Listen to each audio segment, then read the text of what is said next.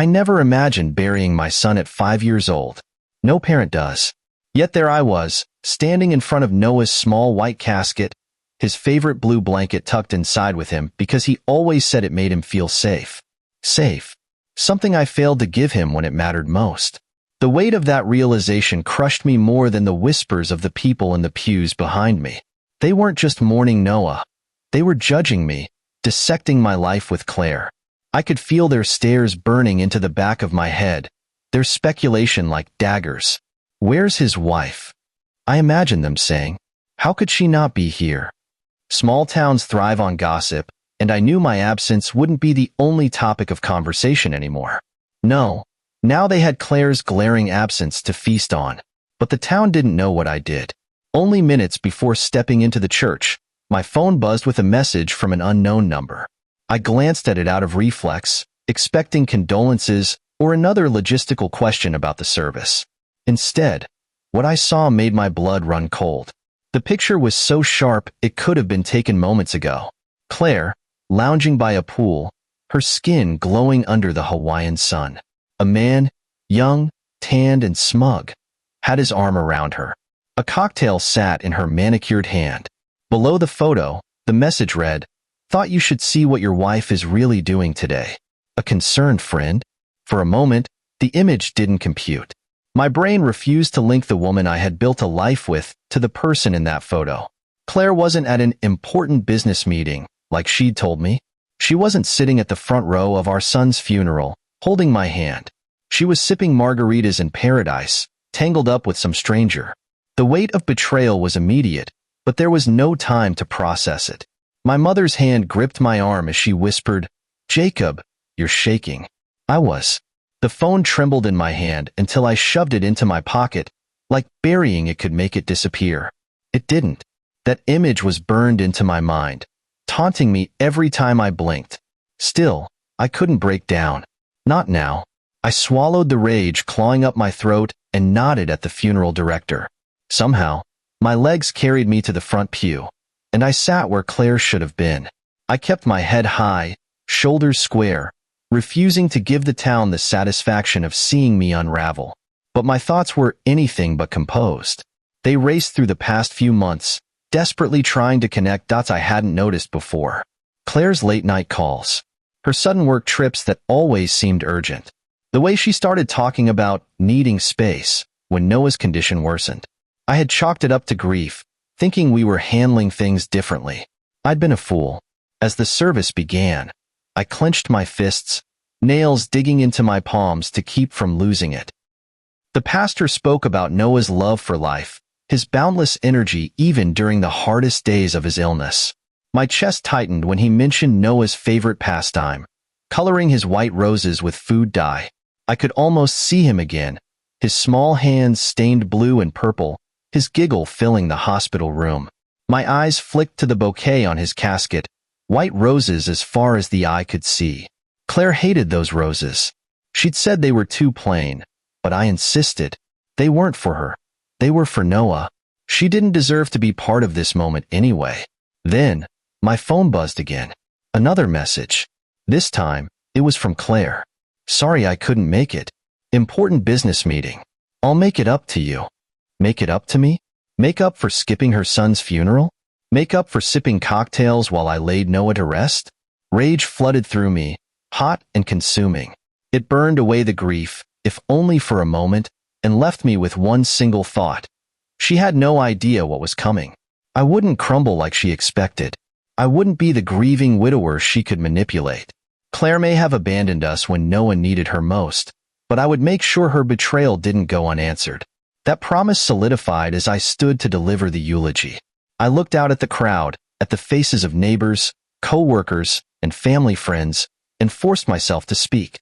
Every word was for Noah.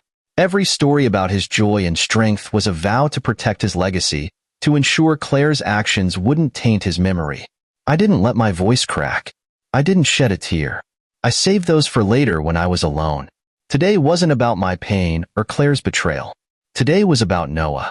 But deep down, I knew one thing for certain. Claire thought she could betray me and walk away unscathed. She was wrong. So very wrong. The funeral reception was a charade. People offered their condolences with pitying eyes and rehearsed lines, shuffling through my parents' living room as though it were some kind of performance. Plates of untouched cookies and casseroles cluttered every surface. The air buzzed with whispers, the kind that made the hair on the back of my neck stand on end. Everyone knew Claire wasn't there, and their silence said more than their words ever could. I moved through the room like a ghost, smiling stiffly at the neighbors, nodding absently at distant relatives. The sympathy felt like an insult, not because it wasn't deserved, but because I didn't want their pity. I wanted their honesty. I wanted someone to grab my arm and admit they'd seen the photo too, that they knew what she was doing, that they saw what she had become. But no one did. Claire's parents, Diana and Howard, hovered near the kitchen, their presence as unwelcome as their judgmental glances. They'd barely spoken to me all day, but I could feel their unspoken accusations. To them, I'd always been the problem. I wasn't attentive enough, not devoted enough. Claire was their golden child, and nothing she did could tarnish that image. Diana finally approached me as I stood by the mantel, staring at a framed photo of Noah. It was one of my favorites, his gap-toothed grin as he held up the results of one of his science experiments. The petals of a white rose were dyed a brilliant shade of blue, his hands streaked with food coloring. He'd been so proud that day.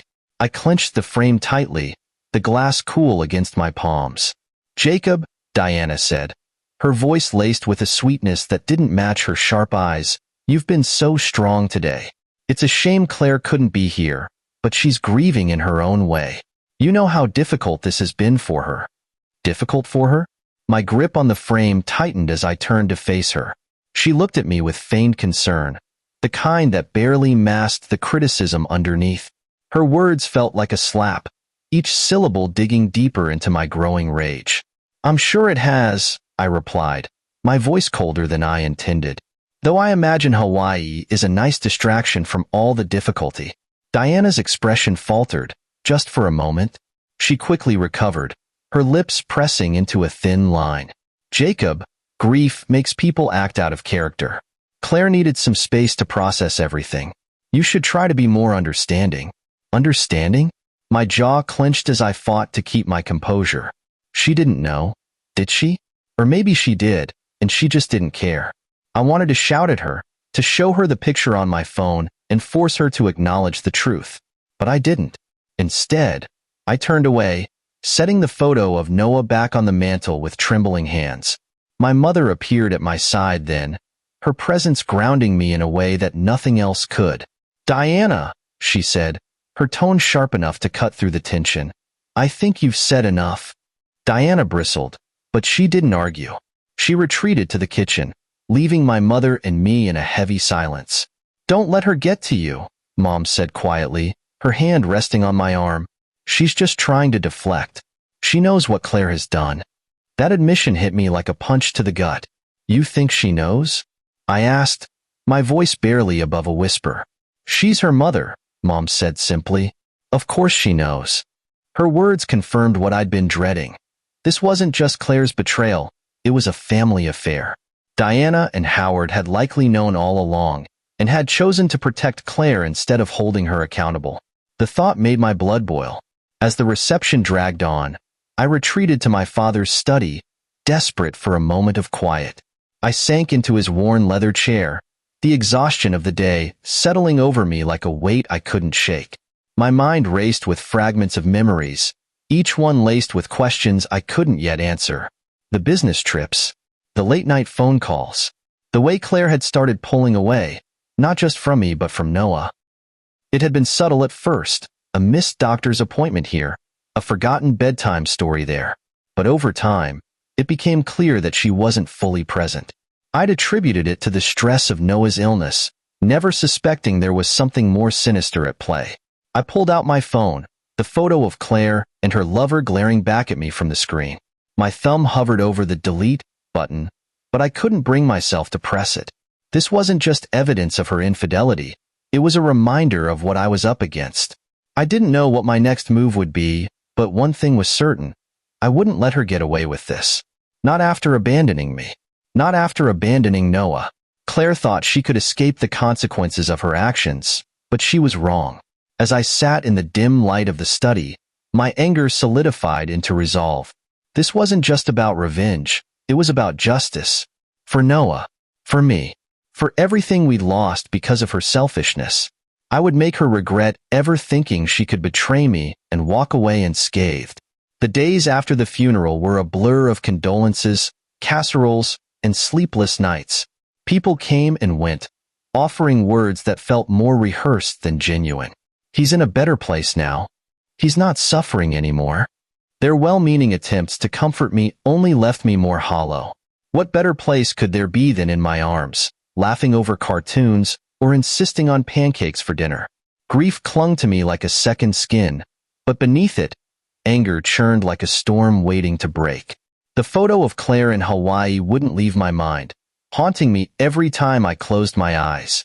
She wasn't just absent at Noah's funeral, she was celebrating her freedom, as though our son's death had been her ticket to paradise. I busied myself with sorting through Noah's room, hoping the distraction would dull the edges of my pain. His favorite stuffed penguin sat on his bed, worn and slightly lopsided from years of cuddling. I picked it up, the familiar weight stirring a fresh wave of tears. He'd carried it everywhere, even to the hospital. As I placed the penguin on his pillow, something on Claire's side of the room caught my eye. A stack of papers on her desk, carelessly left in plain sight. It wasn't like Claire to leave anything disorganized. Her life was a series of meticulous lists and color-coded schedules. Curiosity, or maybe instinct, drew me closer. The top sheet stopped me cold. It was a life insurance policy. Noah's name was printed in bold letters at the top, and Claire's was listed as the sole beneficiary. My heart pounded as I flipped through the pages, each one revealing more than the last. The policy was worth $1 million, taken out just 6 months after Noah's diagnosis. I'd never been consulted, never even seen these papers before. What hit me hardest, though, was the amendment. Weeks before Noah died, Claire had removed me as a beneficiary. Her signature stared back at me, a smug reminder of the decision she made without me. My hands shook as I rifled through the stack, finding receipts for loans she'd taken out against the policy. She had used the money, and for what? Plane tickets? Cocktails by the pool? Her lover's expensive taste? I sank into the chair, staring at the mess of papers. This wasn't just betrayal, it was theft. Claire had stolen from our family, from Noah, to fund her escape. The realization hit me like a freight train. Noah's death wasn't just the end of my son's life. It was the moment Claire decided to bury our marriage alongside him. My phone buzzed on the desk, pulling me out of my thoughts. The number was unlisted, and for a moment, I considered ignoring it. But something told me to answer. Hello? My voice was rough, the weight of everything pressing down on me. I need to talk to you, a woman's voice said. It was unfamiliar, hesitant, yet filled with urgency. It's about Claire. I gripped the phone tighter. Who is this? My name's Mia. She hesitated, as though weighing her next words. I know what she's been doing. I know about Hawaii. And I know you're not going to like what I have to tell you. My chest tightened. Why should I trust you? You shouldn't, she admitted. But you should hear me out. Meet me at the coffee shop on Main. Now. The call disconnected, leaving me staring at the phone. Mia. The name didn't ring a bell, but the urgency in her voice was impossible to ignore. Part of me hesitated. What if this was a mistake? What if she was some crank with too much time on her hands? But another part, the part that couldn't stop replaying that photo of Claire in Hawaii, urged me to go. I needed answers, and whoever this Mia was, she seemed to have them. I grabbed the papers, stuffing them into a folder. If Mia had information, I'd be ready to confront her with evidence of my own. The anger I'd been suppressing since the funeral simmered just below the surface, threatening to boil over. As I left the house, I glanced back at Noah's room. The penguin sat on his bed, a silent witness to everything falling apart. I promised him, silently, that I'd make this right. Whatever Mia had to say, whatever truth she carried, I was ready for it. Or at least, I thought I was. What I didn't realize then was that this meeting wouldn't just confirm my suspicions. It would open a door to something far worse. Something I couldn't have imagined, even in my darkest moments. The coffee shop on Main was the kind of place Claire used to hate. Plain, unassuming, without the flair she always demanded in her life. As I walked in, the smell of burnt coffee beans and cheap pastries hit me. A single glance was enough to spot her. She sat at the corner table by the window, a woman with dark auburn hair pulled into a neat ponytail, her posture rigid. She wasn't what I expected. Mia. She didn't look up as I approached, instead stirring her coffee in slow, deliberate circles. Her phone sat face down on the table, a small notebook beside it. I slid into the chair across from her, dropping my folder onto the table with a dull thud. She finally looked at me, her green eyes sharp and assessing. "I didn't think you'd come," she said, her voice low but steady. "You have 5 minutes to explain why I'm here," I said, leaning back, arms crossed. She raised an eyebrow, unfazed by my tone. "Fair enough. I'll get straight to the point. Your wife, Claire, has been seeing my ex-boyfriend for over a year." The words were a punch to the gut, but I didn't flinch. "I already know that," I said flatly, though the bitterness in my voice betrayed me. "Oh, you know?" She tilted her head, her tone mocking. "Do you know about the money? Or how they're planning to use it to start their little dream life together in Maui?" I froze. "What money?" Mia leaned forward, her eyes narrowing. "The life insurance policy.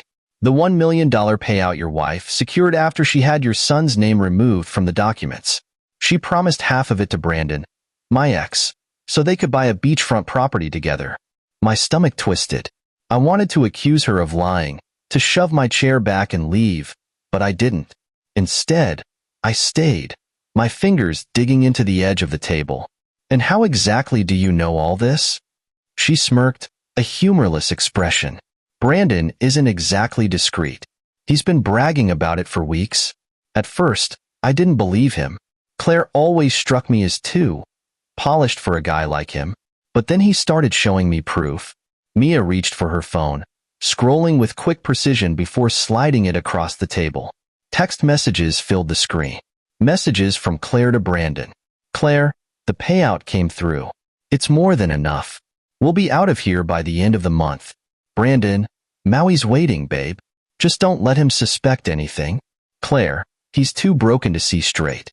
It's already done." My chest tightened, my breath shallow as I read each line. The Claire in those messages was someone I didn't recognize. Cold, calculating, detached.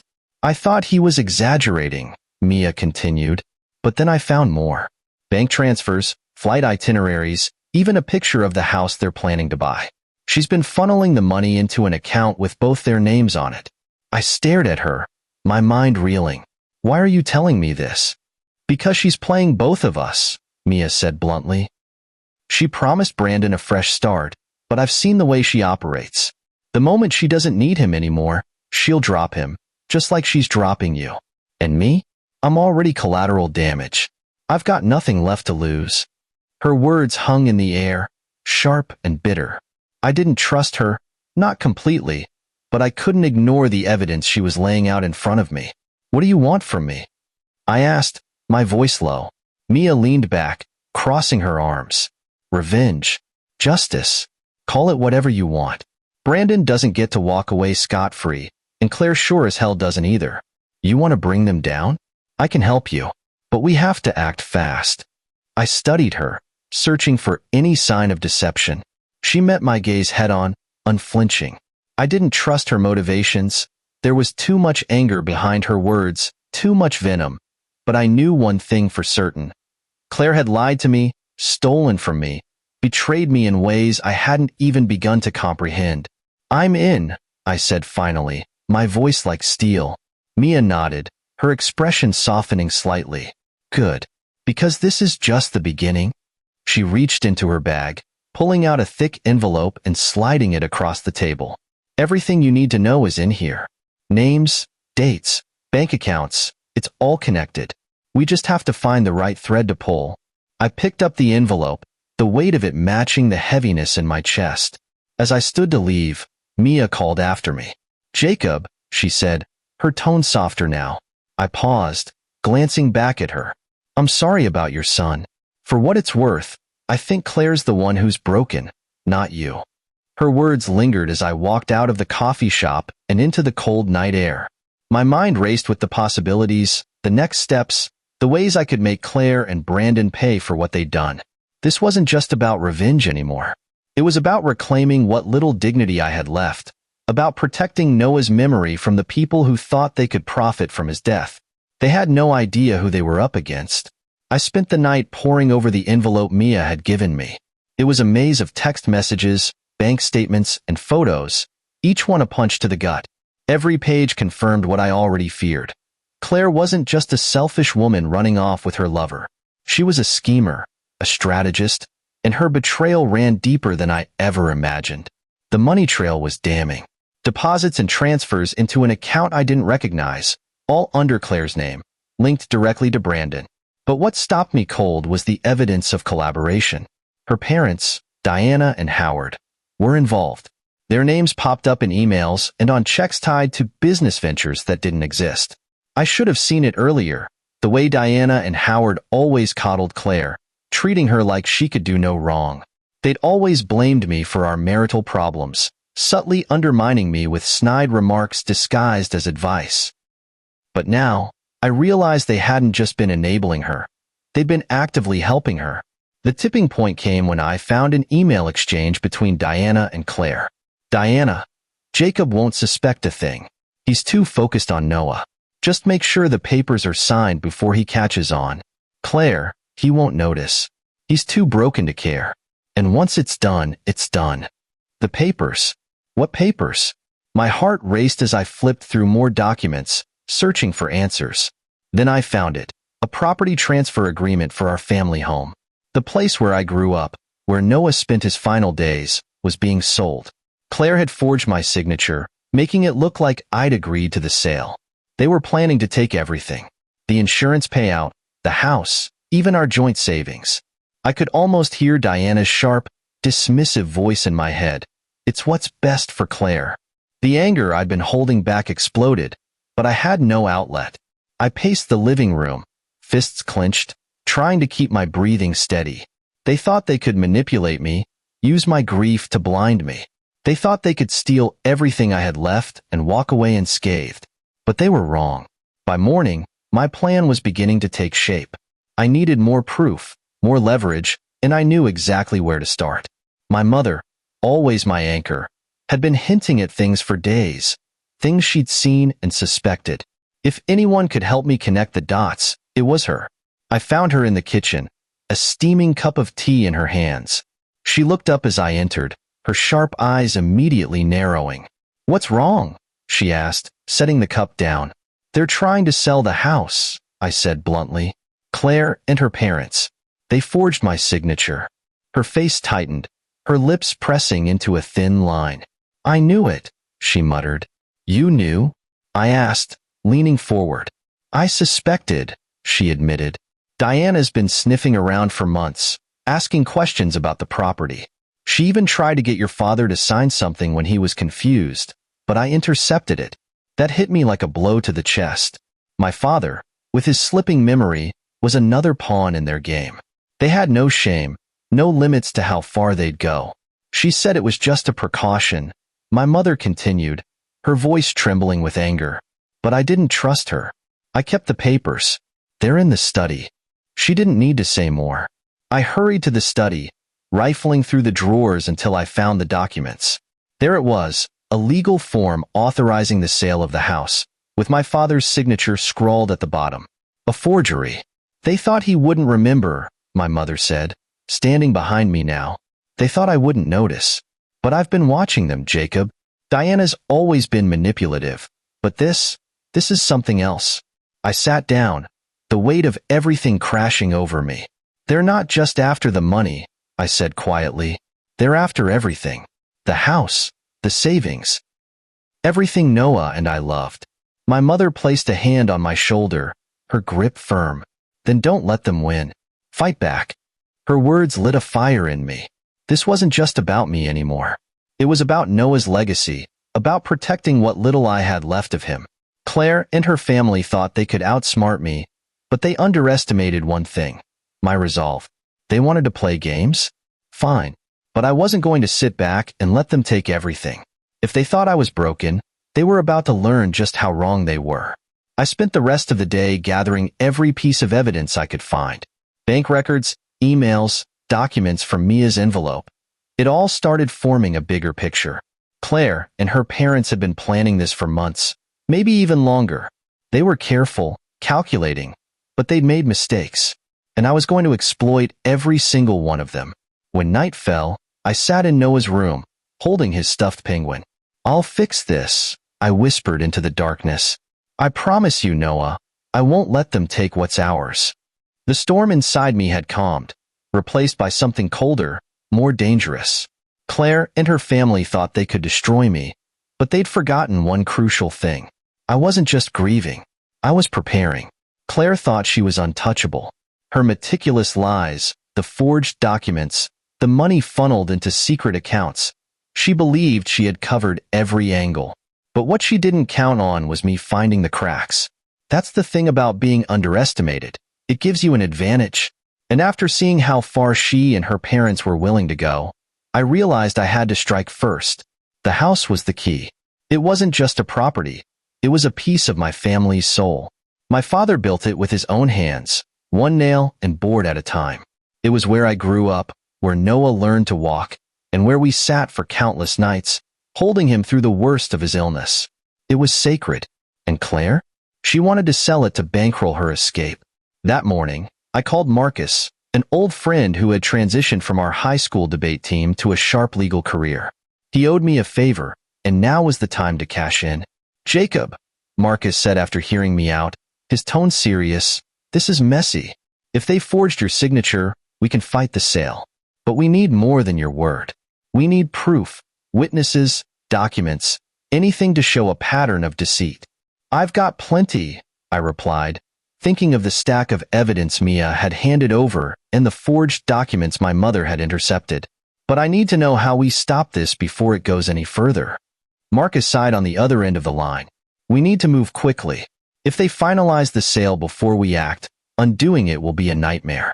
Let me pull some strings and dig into the legal filings. In the meantime, gather everything you can. Don't leave anything to chance." I thanked him and hung up, my mind already racing. Marcus was right.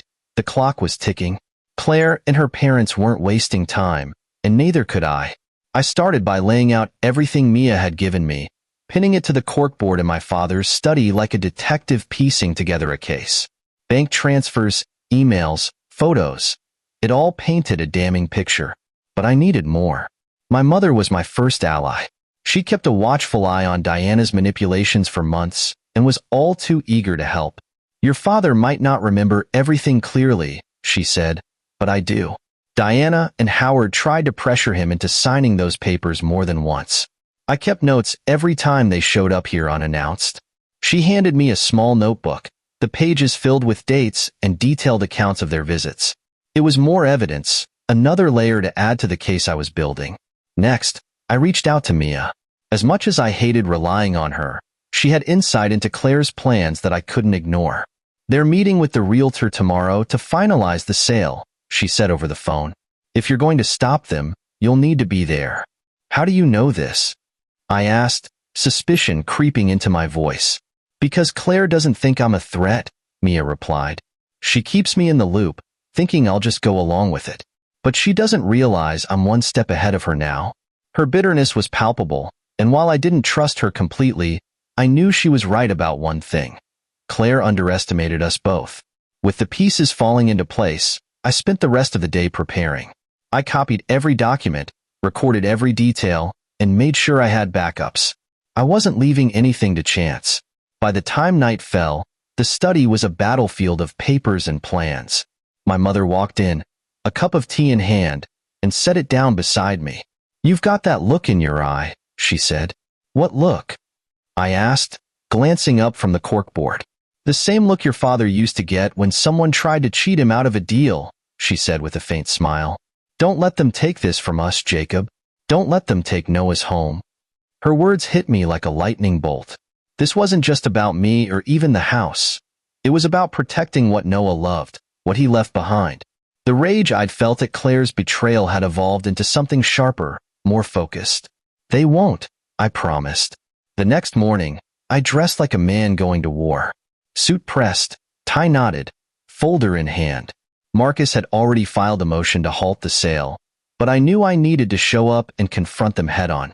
As I stepped out the door, my mother handed me something small, a worn, stuffed penguin. "Take it with you," she said softly. "For luck." I slipped it into my briefcase, the familiar weight grounding me. It wasn't just a toy. It was a reminder of Noah's laughter, his resilience, his love for the life Claire had so easily abandoned. When I arrived at the realtor's office, I saw Claire's car parked out front. Inside, she and Diana were already seated at the table, their polished smiles masking the lies they'd been spinning for months.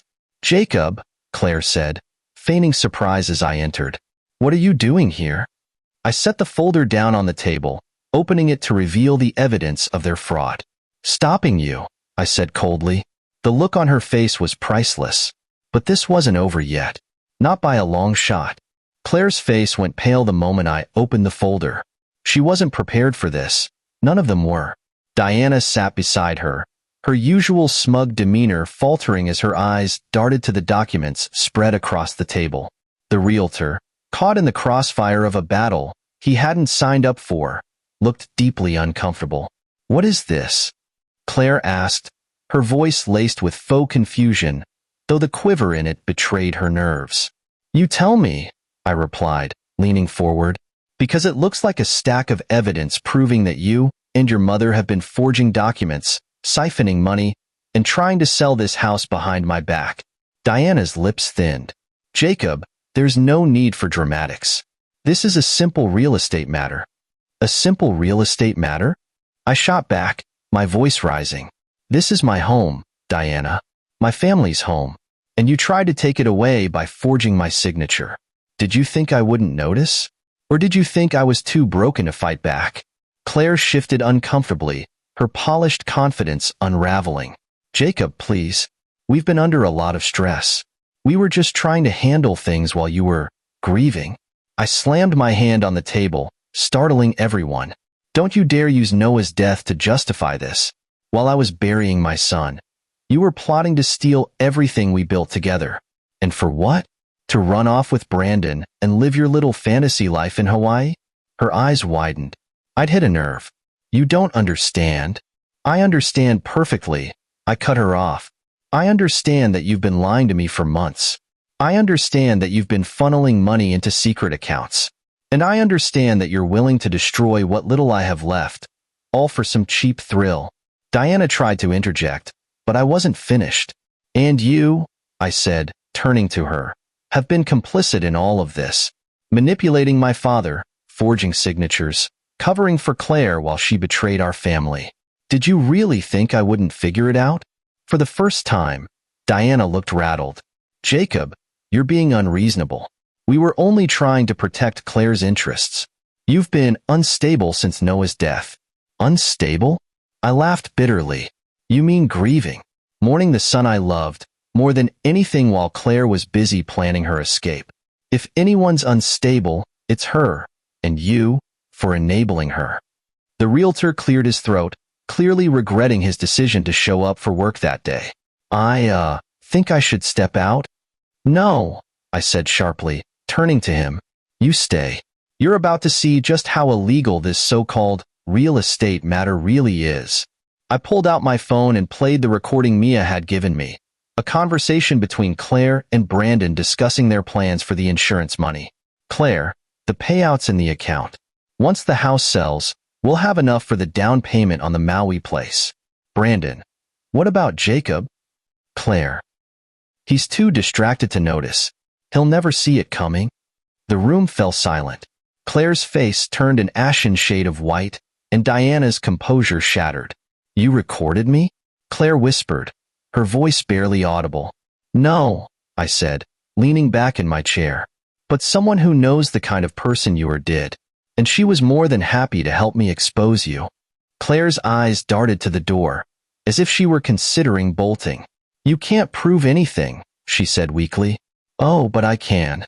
I slid more documents across the table, bank statements, emails, and evidence of forged signatures. Every transaction, every forged document, every lie. It's all here. And Marcus has already filed a motion to halt the sale. This house isn't going anywhere. The silence stretched on, heavy and suffocating. Claire looked at Diana, but for once, her mother had no comforting words to offer. You thought I'd just roll over and let you win, I said, my voice low but steady. But you underestimated me. You always have. This ends now. Diana opened her mouth to speak, but the door swung open before she could say anything. Marcus walked in, holding a stack of legal papers. Sorry I'm late, he said, his tone casual. I was just at the courthouse filing an injunction to freeze all property transactions tied to this house. He set the papers down on the table and turned to the realtor. You might want to walk away from this deal. It's going to get messy. The realtor didn't hesitate. I think that's my cue to leave, he muttered, grabbing his briefcase and practically running out the door. With him gone, I turned back to Claire and Diana. You have two options, I said. You can walk away now, leave this house, and give up on whatever scheme you had planned. Or you can fight me, and I'll make sure you both end up in court, and on the front page of every newspaper in town. Claire stared at me, her mask of control completely gone. For the first time, I saw fear in her eyes. Diana, however, wasn't ready to surrender. You're bluffing, she spat. I met her gaze head-on. Try me. Claire grabbed Diana's arm. Mom, stop. He's not bluffing. Diana hesitated, but the look in Claire's eyes convinced her. Without another word, they stood and walked out, their once confident strides now shaky and uncertain. As the door closed behind them, I let out a breath I didn't realize I'd been holding. Marcus clapped me on the back. You did good, he said, but I wasn't celebrating yet. This was just one battle. The war wasn't over. Not yet. The fallout began the moment Claire and Diana walked out of the realtor's office. They left behind the smugness they had carried for so long, their carefully curated facade shattered. But for me, that moment was just the beginning. The confrontation had stopped the sale of the house, but the damage they'd tried to inflict was far more extensive than I'd realized. Marcus wasted no time filing motions to freeze all joint assets and accounts. They're not just after the house, Jacob, he told me as we sat in his office later that day. They've been playing a long game, trying to drain everything you own. If we don't act fast, they could still slip through the cracks. I nodded, the weight of his words sinking in. What's our next move? We expose them, he said simply. All of them. Claire, Diana, Howard, everyone who had a hand in this. We hit them with fraud charges, property theft, and anything else we can prove. It was a daunting prospect, but I was ready. This wasn't just about getting justice for me anymore.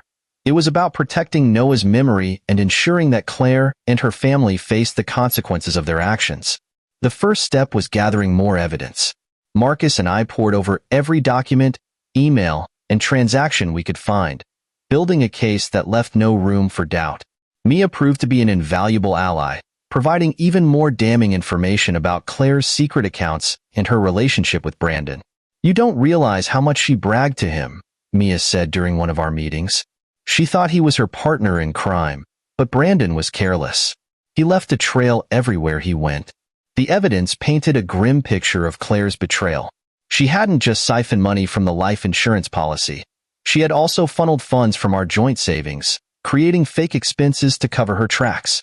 Diana and Howard had been complicit every step of the way, using their influence to hide her actions and manipulate legal documents. With Marcus leading the charge, we filed a civil suit against Claire and her parents. The legal process was grueling, each step a reminder of just how much they had tried to take from me. But as the weeks went by, the tide began to turn. Claire's lover, Brandon, became the first crack in their armor. Faced with mounting pressure, he turned on her, providing testimony that corroborated everything Mia and I had uncovered. His statements confirmed Claire's intentions to steal the insurance payout and use it to start a new life in Hawaii. Diana and Howard weren't as quick to fold. They tried to spin the narrative, painting themselves as victims who had only been trying to protect Claire during a difficult time. But the evidence against them was overwhelming. Emails, bank records, and forged documents all pointed to their active involvement in the scheme. The final blow came when Marcus uncovered an even deeper layer of deception. Claire and Diana had attempted to manipulate my father into signing over not just the house, but other family assets as well. Marcus found proof that they had targeted him during moments of confusion caused by his dementia, hoping to exploit his condition for their gain. "That's not just fraud," Marcus said when he showed me the documents. "That's elder abuse. And the courts won't take that lightly." When the charges were filed, the weight of their crimes finally caught up with them. Claire, Diana, and Howard faced a litany of legal consequences, from fraud to property theft to conspiracy. The public exposure was brutal, their once respected reputations in our small town reduced to nothing but gossip and disgrace. Claire, of course, tried to play the victim. "I didn't know what I was doing," she claimed during a deposition. "I was grieving. I made mistakes." But her tears didn't fool anyone. Not the lawyers, not the judge, and certainly not me. She had made her choices, and now she was paying for them. In the end, the courts ruled in my favor. The house was officially mine again, along with the remaining assets Claire hadn't managed to siphon away. The life insurance payout, which she had planned to use for her new life, was frozen and redirected to its original purpose, supporting pediatric cancer patients in Noah's name. It wasn't just a legal victory, it was a moral one. Every step of the way, I had fought to protect what mattered most: my son's memory and the legacy he left behind. But even with the legal battle won, the scars of their betrayal remained. Claire's actions had fractured something deep within me, something that couldn't be easily repaired. She had shown me the depths of her selfishness, and while I had triumphed over her schemes, it came at a cost. As for Diana and Howard, they retreated from the public eye, their reputations in ruins. They had spent years building their influence, only to see it crumble in the face of their greed. I couldn't bring Noah back, but I could ensure that Claire and her family would never hurt anyone else the way they had hurt me. The fallout was complete. The house was safe, the money redirected to a cause that mattered, and the people who had tried to destroy me were facing the consequences of their actions. But the fight wasn't over yet, not for me. Because while the legal battle was behind me, the journey toward healing had just begun. The house was quiet now, a kind of quiet that settled deep in my chest. For months, it had been filled with the chaos of lawyers, documents, and the weight of betrayal. But now, with the legal battle over and Claire and her family facing the consequences of their actions, there was a sense of stillness, a bittersweet calm that came with knowing the storm had passed, even if the damage remained. Noah's room was just as he had left it. His favorite stuffed penguin sat on the bed. Its worn seams a testament to how much he had loved it. The colorful drawings he'd taped to the walls were still there, and for a moment, I could almost hear his laughter. I sat on the edge of his bed, holding the penguin, letting the memories wash over me. The court's decision had ensured the house would stay in the family. But it wasn't just about the house anymore. It was about Noah's legacy, protecting everything he had loved and making sure his memory meant something more than just heartache. That's why I took the life insurance payout, every penny Claire had tried to steal, and set up the Noah Thompson Foundation. The foundation would fund pediatric cancer research and support families going through what we had endured. It felt right, like something Noah would have wanted. He had always been so full of compassion, even when he was the one in pain. The first grant went to the pediatric cancer ward where he had spent so much time. I visited the hospital to meet the families it would help, and for the first time in what felt like forever, I felt a spark of hope. Noah's name would live on, not just in my heart, but in the lives of those he would continue to touch. But moving forward didn't mean forgetting. On a crisp fall morning, I made my way to the cemetery. The air was cool, the leaves crunching under my feet as I approached Noah's grave. His headstone was simple, just the way he would have liked it, with a small engraving of a penguin in the corner. I knelt down, brushing away a few stray leaves, and placed the stuffed penguin at the base of the stone. "You'd be proud, buddy," I whispered. "The house is safe, the foundation's up and running, and your memory is helping so many people. I promised you I'd fix this, and I did." The wind rustled the trees, and for a moment, it felt like Noah was there, his spirit woven into the world around me. Your grandma outsmarted them all, I said, a faint smile tugging at my lips. She was brilliant, just like you always said. As I stood, my father approached, his steps slow but steady. His memory wasn't what it used to be, but today, his eyes were clear. He's at peace now, he said quietly, his voice steady. I hope so, I replied, my throat tightening. He touched the penguin, his hand lingering on its soft fabric. Noah told me something once, not long before he passed, he said. He said, don't worry about Dad. He's stronger than everyone thinks. I swallowed hard, tears blurring my vision. He said that? My father nodded, a faint smile on his lips. He was right, you know. We stood there in silence, the weight of grief and love mingling in the cool air. A monarch butterfly landed on the headstone, its delicate wings catching the sunlight like stained glass. My father reached for it, but I gently caught his hand. Let it be, I said softly. The butterfly took flight, spiraling upward, free and unburdened. I watched it until it disappeared, understanding for the first time that true strength wasn't in revenge or victory. It was in letting go. I slipped my arm around my father's shoulders, guiding him back toward the car. Pancakes? I asked, a smile creeping into my voice. His face lit up, a rare moment of clarity shining through. Pancakes. Noah always loved pancakes. Yes, he did, I said, my heart full of bittersweet warmth. As we walked away, I glanced back at the penguin standing guard at the headstone. It wasn't just a symbol of Noah. It was a reminder of everything we had fought for. The butterfly had shown me the way forward. It wasn't about forgetting the pain, but about honoring the love that came with it. And as I drove home with my father, the weight of the past finally began to lift.